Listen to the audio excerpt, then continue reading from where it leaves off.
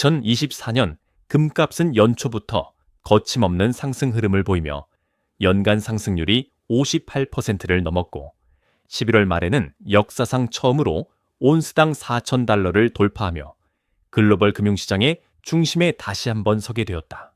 이는 단순한 시장 과열이나 일시적 안전자산 선호가 아니라 구조적, 거시적 지정학적 요인이 복합적으로 결합하면서 장기적 상승 국면으로 진입했음을 보여준다.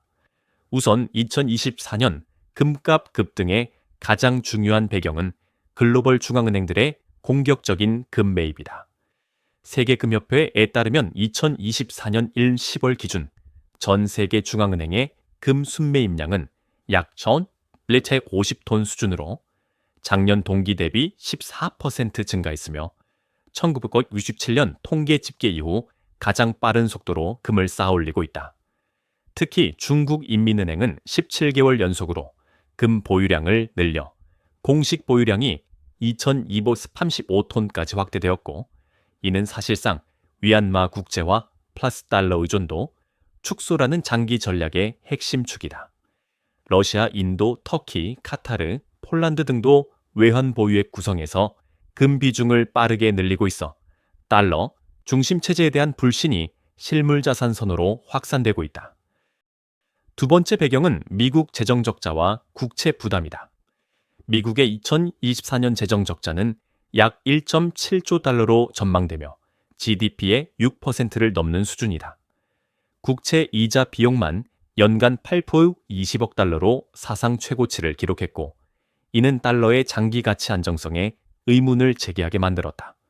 실제로 S&P와 무디스는 미국 재정 건전성에 대해 연달아 경고를 내놓았고 국제 투자자들은 달러 자산의 리스크 프리미엄을 재평가하기 시작했다. 이러한 불안은 자연스럽게 금으로 자금이 몰리는 구조를 강화하고 있다. 세 번째 요인은 지정학적 리스크 확대다.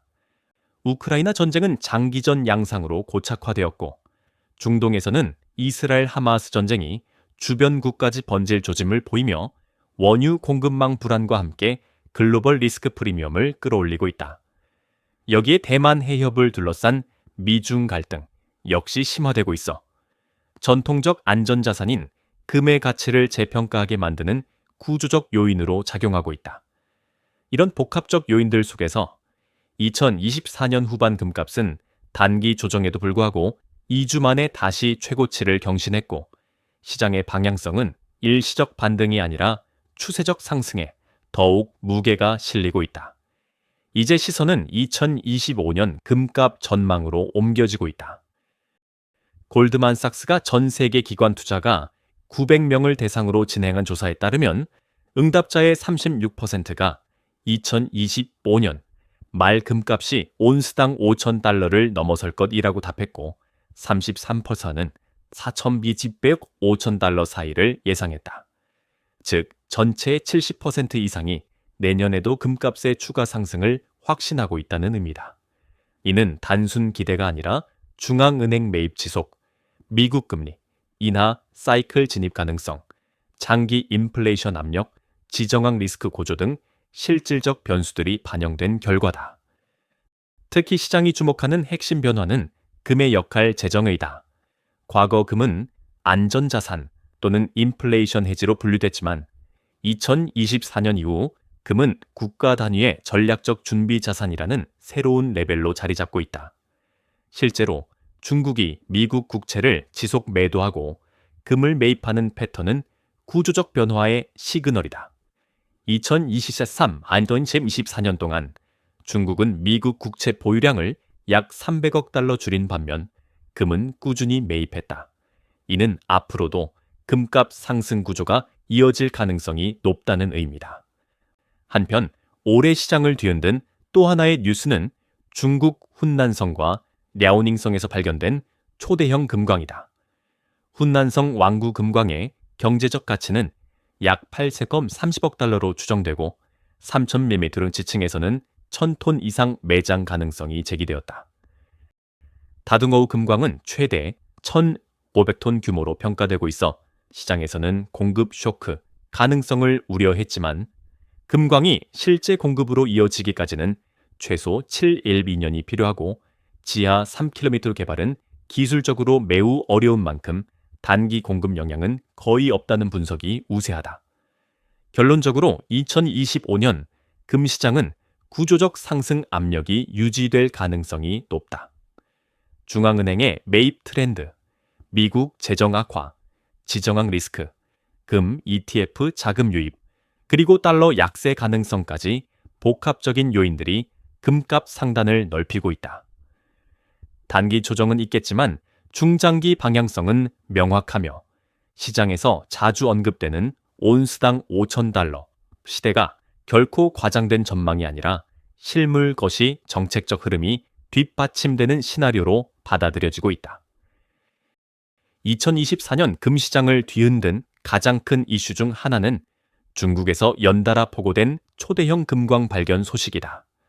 이는 세계 공급량에 구조적 변화를 가져올 수 있는 잠재성을 지녔다는 점에서 시장의 주목을 받았고, 특히 금값이 장기 상승 흐름에 있는 시점에 발표되면서 투자자들에게 적지 않은 긴장감을 불러일으켰다.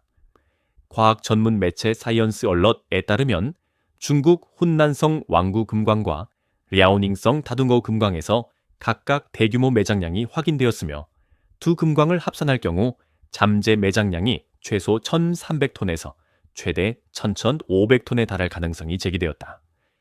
이는 단일 국가 내에서 동시에 발견된 금광 규모로는 최근 20년간 가장 큰 수준이며 글로벌 금광 개발 역사에서도 드문 사례다.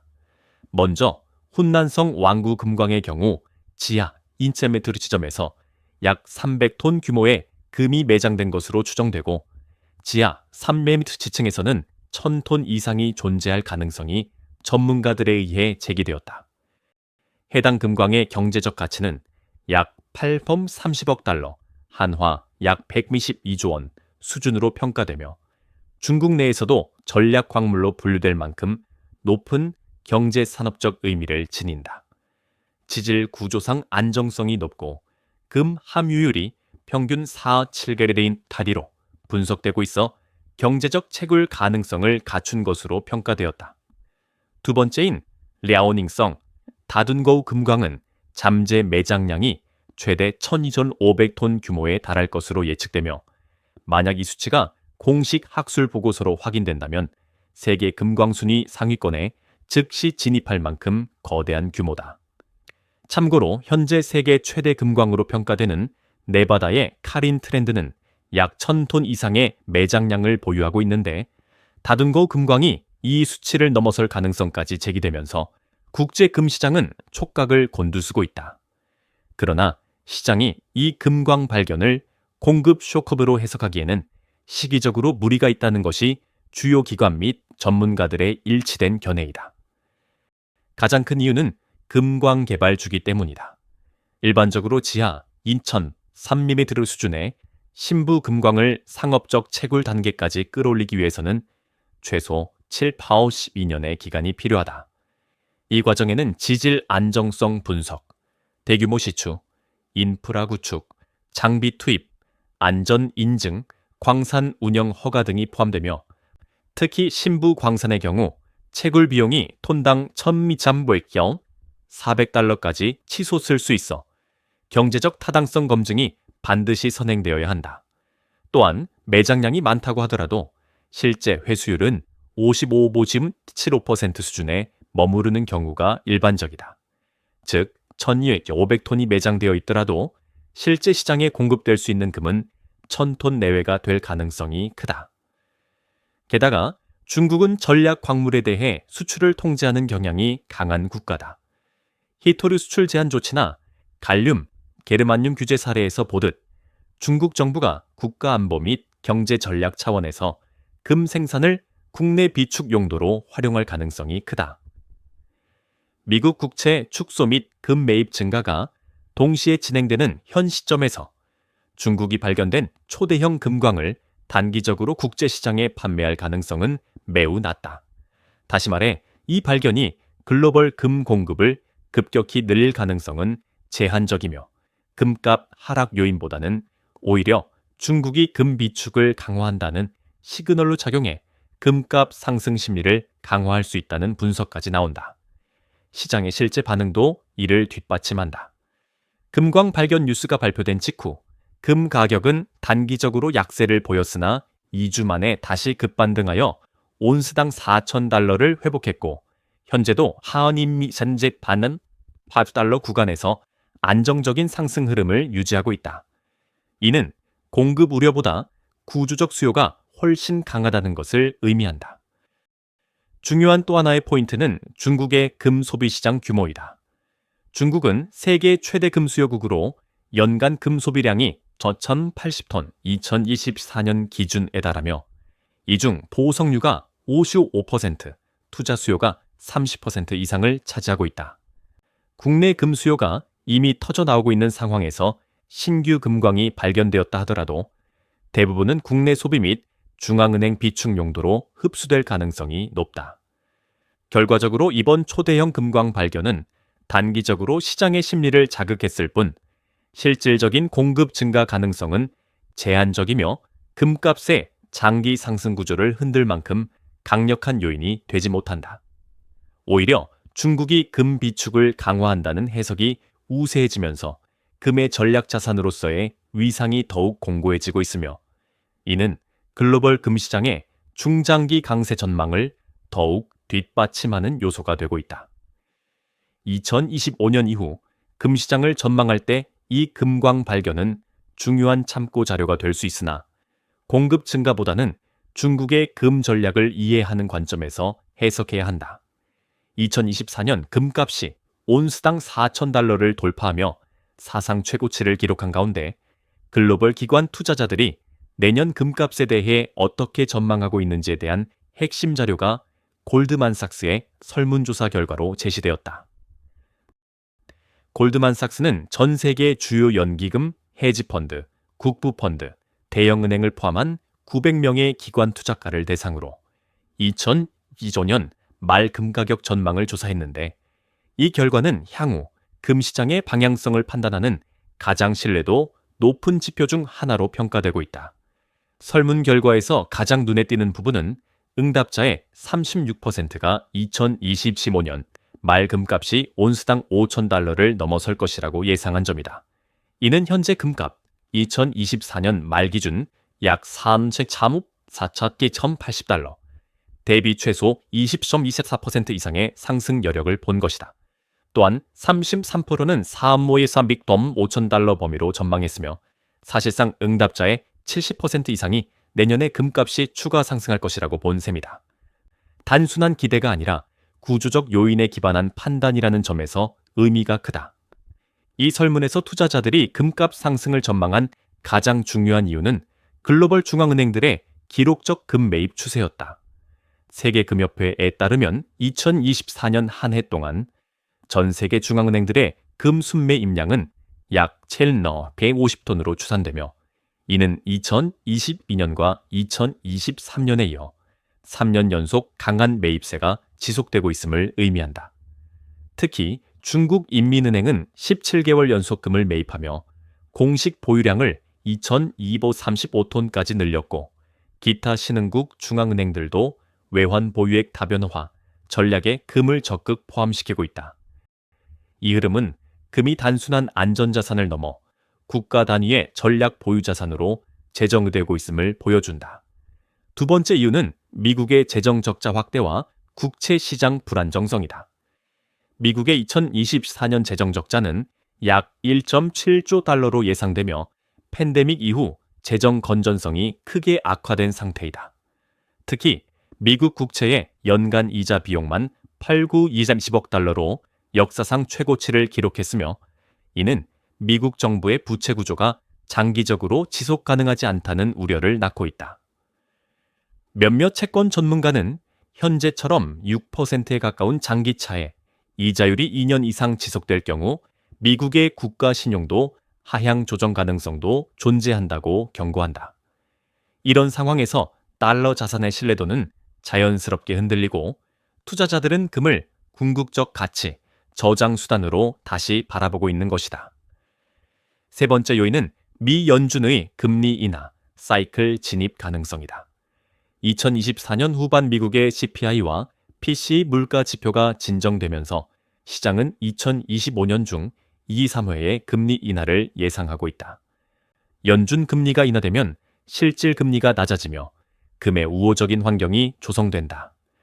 역사적으로도 금은 기준금리 인하 구간에서 평균 18, 22% 상승했는데 현재 시장 예상과 투자자 응답은 이러한 패턴이 반복될 가능성이 크다는 판단을 담고 있다. 네 번째 요인은 지정학적 리스크 증가다.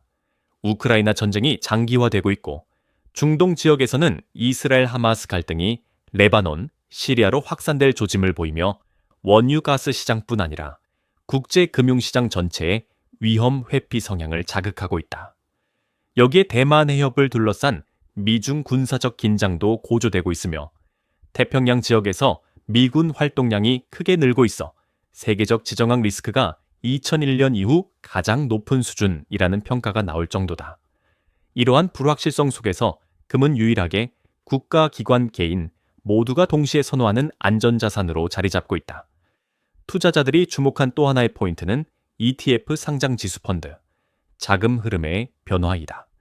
2023년과 2024년 상반기에는 금 ETF에서 자금이 유출되었지만 금값이 $4,000를 돌파한 이후 7월부터는 다시 순유입으로 전환되었다. 특히 북미 ETF는 2024년 10월 이후 순유입이 지속되었는데 이는 기관 투자자가 본격적으로 금 비중을 늘리고 있음을 의미한다. ETF 자금이 유입되면 실물 금 매입이 동반되기 때문에 금값 상승을 강화하는 구조적 요인이 된다. 흥미로운 점은 이번 조사에서 금을 방어적 자산으로 보는 응답자보다 전략적 자산으로 보는 응답자가 더 많았다는 것이다. 이는 금의 투자 패러다임이 변하고 있다는 의미이며 과거에는 위기 상황에서만 강했던 금이 이제는 상시적으로 포트폴리오 비중을 유지해야 하는 자산으로 자리 잡고 있음을 보여준다. 요약하자면 골드만삭스 설문의 결론은 명확하다. 2025년 금값 상승은 기대가 아닌 구조적 확신에 기반한다. 이 확신을 만드는 핵심 요소는 중앙은행 매입 증가, 미국 재정 악화 실질 금리 하락 전망, 지정학 리스크 확대, ETF 자금 유입 재개 등이다. 2024년 금값이 $4,000를 돌파한 후에도 시장은 가격 거품을 우려하기보다 상승 여력을 평가하고 있으며 전문가들은 온스당 $5,000 돌파는 과장이 아니라 현재 것이 지표들이 충분히 뒷받침하는 시나리오라고 보고 있다. 따라서 향후 금시장에서는 단기 변동성보다 중장기 방향성을 더 중요하게 봐야 하며 특히 2025년에는 국가와 기관의 금 보유 경쟁이 더 심화될 것으로 예상된다. 2024년 금값이 사상 처음으로 온스당 $4,000를 돌파한 이후 글로벌 투자자들의 관심은 단순히 금 실물 매수에 그치지 않고 금광기업, 원자재, ETF 스프금 선물 포지션 확대로 확장되는 양상을 보이고 있다. 이는 단기적 안전자산 선호 현상이라기보다는 원자재 시장 전반에서 발생하는 구조적 변화를 반영한 것으로 일부 투자은행들은 이미 2021년부터 시작된 원자재 슈퍼사이클이 2030년까지 이어질 가능성을 언급하고 있다. 특히 금은 다른 원자재와 달리 산업 수요보다 투자 수요 비중이 절대적으로 높고 중앙은행의 비축 전략과 연결되어 있다는 점에서 슈퍼사이클의 중심 자산으로 떠오르고 있다. 실제 투자 흐름을 살펴보면 가장 먼저 눈에 띄는 변화는 금광기업에 대한 기관 투자자 비중 증가이다. 세계 최대 금광기업인 뉴몬트의 경우 2024년 하반기 들어 기관 투자자 순매수 규모가 약 28% 증가했으며 배런스와 파이낸셜 타임스는 금값 상승의 2차 수혜주로 금광기업들이 다시 전성기를 맞고 있다고 평가했다. 뉴몬트의 생산량은 연간 약 540만 온스로 글로벌 점유율 1위를 유지하고 있으며 생산 단가는 온스당 약 $1,020 수준이다. 이는 현재 금 가격 대비 약 $2,600 이상의 마진을 확보할 수 있는 구조로 금값이 고점을 유지할수록 기업의 현금 흐름이 기하급수적으로 증가한다. 이러한 높은 레버리지 특성은 금 투자보다 금광 기업 투자를 선호하는 이유 중 하나다. 두 번째로 중요한 트렌드는 금 ETF의 자금 흐름 전환이다. 2023년과 2024년 상반기에는 금 ETF에서 순유출이 지속되며 금 투자 시대가 끝났다는 비관론이 제기되기도 했으나 금 가격이 $4,000를 돌파한 후 상황은 극적으로 반전되었다. 북미 금 ETF는 2024년 8월 이후 꾸준히 순유입을 기록했으며 11월에는 약 $28억 이상의 신규 자금이 유입되었다. 이는 ETF가 다시 실물 금 매입을 재개하게 만들고 결과적으로 금 가격을 지지하는 수급 기반이 강해졌다는 것을 의미한다. 유럽 지역 ETF는 여전히 변동성이 크지만 미국 아시아 시장의 안정적 순유입 덕분에 글로벌 금 ETF 총보유량은 2023년 대비 약 7.8% 증가한 상태다. 세 번째 변화는 금 선물 시장에서 롱 포지션 증가이다. CME 자료에 따르면 2024년 10.12월 사이 금 선물 순매수 포지션은 약 18% 증가했다. 이는 단기 트레이더뿐 아니라 매크로 헤지펀드가 금 상승 추세에 본격적으로 합류했음을 시사한다. 실제로 브리지워터 등 일부 대형 펀드는 2024년 하반기 포트폴리오 보고서에서 금 비중 확대를 선언했고 장기 채권 비중을 줄이면서 금, 에너지, 농산물 등 실물 기반 자산 비중을 늘리는 전략을 취하고 있다. 네 번째로 주목해야 할 변화는 금 수요가 단순 안전자산 수요를 넘어 새로운 투자 패러다임으로 자리 잡고 있다는 점이다. 과거 금 투자는 경기 침체, 전쟁 금리 인하 구간에 집중되는 경향이 있었으나 2024년 이후 금은 전략적 장기 보유 자산으로 재평가되고 있다. 이유는 명확하다. 첫째, 금은 위기치 수요가 증가할 뿐 아니라 평상시에도 포트폴리오 안정성을 높여주는 역할을 한다. 둘째, 금은 디폴트 리스크가 없고 현금 흐름이 필요하지 않기 때문에 국가 재정 악화, 채권 신용 하락 국면에서 대체 자산으로 가치를 보존할 수 있다. 셋째, 비트코인과 같은 디지털 자산이 변동성 확대 리스크를 드러내면서 기관 투자자들은 다시 금을 선호하는 경향을 보이고 있다. 다섯 번째로 주목할 요소는 중국, 인도 등 신흥국의 금 수요 구조 변화이다. 세계금협회에 따르면 2024년 중국의 금 소비량은 약 1,080톤으로 세계 1위를 유지했으며 인도의 소비량은 약 7에서 60톤 수준이다. 특히 중국은 부동산 시장 침체로 인해 투자 수요가 금으로 대규모 이동하는 흐름이 관측되고 있다. 중국 내 금 매수는 단순한 투자 차원을 넘어 재산 보존 수단으로 인식되고 있으며 이는 금 가격에 장기적 하방 탄력을 제공하는 또 하나의 주요 요인이 된다. 여섯 번째로 금광 기업에 대한 투자 확대는 금값의 변동성이 실물 시장보다 주식 시장에서 더 크게 반영되는 특성 때문에 더욱 관심을 받고 있다. 금값 상승률이 10%일 때 금광 기업 주가는 25som수에 70% 상승하는 레버리지 효과가 나타나기 때문이다. 이는 금 투자자들 사이에서 금실물, 퍼수, 금광 주식, 퍼슬 ETF를 동시에 보유하는 복합 포트폴리오 전략을 강화시키고 있다. 마지막으로 원자재 슈퍼사이클 전망이 금 시장에 미치는 영향도 간과할 수 없다. 전기차, 배터리, 신재생 에너지, 반도체 산업이 성장하면서 구리, 리튬, 니켈은 등 주요 금속 수요가 구조적으로 증가하고 있으며 전 세계 광산 투자 부족과 공급 제한으로 인해 원자재 가격 상승 압력이 지속되고 있다. 이 과정에서 금은 원자재 슈퍼사이클의 상위 자산으로 분류되고 있으며 기관 투자자들은 금을 경기 순환과 무관하게 가져가는 핵심 자산으로 편입하고 있다. 결론적으로 2024-2025년 금시장 흐름은 금실물 매수뿐 아니라 금광 기업 투자, ETF 자금 유입, 선물 시장 포지션 확대 등 다층적 구조 속에서 움직이고 있다.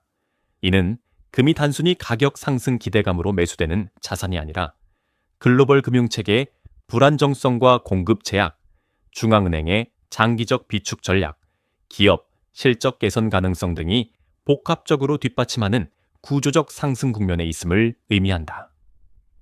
2025년 이후 금 투자 전략을 세울 때 이러한 다층적 수요 구조를 이해하는 것이 필수적이며, 이는 곧 금의 시대는 아직 끝나지 않았다는 의미를 담고 있다.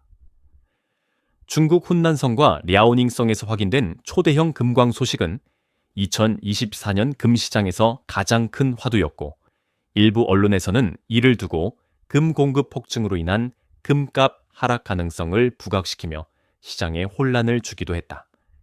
하지만 금광 개발의 구조적 특성, 중국의 전략적 금 비축 정책, 글로벌 수급 환경을 종합적으로 분석해보면 이러한 우려는 상당 부분 과장된 해석이며, 오히려 이번 금광 발견은 금값 장기 상승을 뒷받침하는 또 하나의 근거가 되고 있다. 우선 시장이 가장 잘못 이해하고 있는 부분은 새로운 금광이 발견되면 금 공급이 즉시 늘어난다는 단순한 인식이다. 그러나 실제 금광 산업의 구조는 매우 복잡하며 발견에서 생산까지 통상 7-12년이 걸리고 신부 광산의 경우 최대 15년까지 소요되기도 한다. 훈난성 왕구 금광의 경우 지하 2000m에서 약 300톤 3m 구간에서 1000톤 이상이 매장된 것으로 추정되지만, 이러한 심층 광산을 상업적 생산 단계까지 끌어올리려면 대규모 시추, 채굴, 인프라 구축, 안전 검증, 집안 안정성 조사, 정부 승인 등의 절차를 거쳐야 한다. 게다가 지하 3km 이상의 초심도 개발은 비용이 톤당 옌 취미비삼깨날 $500 이상으로 뛰기 때문에 실제 채굴 가능한 금의 경제성과 회수율을 감안하면 매장량 1,300만 3,500톤이 모두 시장에 공급될 가능성은 매우 낮다. 실제 세계 평균 금 회수율은 55에서 5.75% 수준이며, 중국 광산의 경우 지질 구조상 회수율이 더 낮아질 가능성도 제기되고 있다. 두 번째 핵심 요인은 중국의 정책적 특성이다. 중국은 히토류, 텅스텐, 갈륨 등 전략 광물에 대해 이미 강력한 수출 규제 정책을 시행하고 있으며, 금 또한 외환 보유액 안정화 전략의 핵심 자산으로 취급하고 있다. 중국 인민은행은 2024년 기준 17개월 연속 금을 매입해 보유량을 2,035톤까지 늘렸고, 공식 보유량 외에 미공개 보유분이 상당하다는 분석도 있다. 즉, 이번 초대형 금광 발견은 중국이 미국 국채 비중을 줄이고 금 비축을 늘리는 구조적 전략의 연장선으로 해석해야 하며, 시장에 대량 공급될 가능성은 제한적이라는 점이 전문가들의 공통된 의견이다. 세 번째로 중요한 요소는 글로벌 금 수급 환경이다. 세계금협회에 따르면 2024년 전 세계 금 수요는 약 348톤으로 공급량 4,145톤, 광산 3,644톤, 플러스 재활용 사삭이삭 91톤을 373톤 웃도는 공급 부족 상태였다. 특히 중앙은행 순매입량이 약 150톤에 달하면서 공급 부족이 더 심화되었다. 여기에 중국과 인도의 소비 수요가 폭발적으로 증가하면서 시장은 구조적 공급 부족 구도를 유지하고 있다. 이런 상황에서 중국의 신규 금광 발견은 공급 폭증이 아니라 중장기적 공급 증가 가능성 정도로 해석해야 한다. 네 번째로 금광 발견 뉴스와 실제 금값의 흐름을 비교해보면 오히려 시장의 구조적 강세가 더 명확하게 드러난다. 금광 발견 관련 보도가 처음 나왔을 때 금값은 심리적 요인으로 1.2% 조정을 받았지만 2주 만에 다시 온스당 $4,000를 회복했고, 이후 4,023.8달러 구간에서 안정적으로 움직였다. 이는 공급 확대 우려보다 중앙은행의 매입, 지정학 리스크, 미국 재정 악화 등 수요 기반 요인이 훨씬 강하다는 뜻이다. 즉, 시장은 이미 금광 발견이 단기적 가격 변동 요인에 그칠 뿐 장기 흐름을 바꾸지는 못할 것이라는 점을 반영하고 있다. 다섯 번째로 고려해야 할 요소는 글로벌 거시경제 구조다.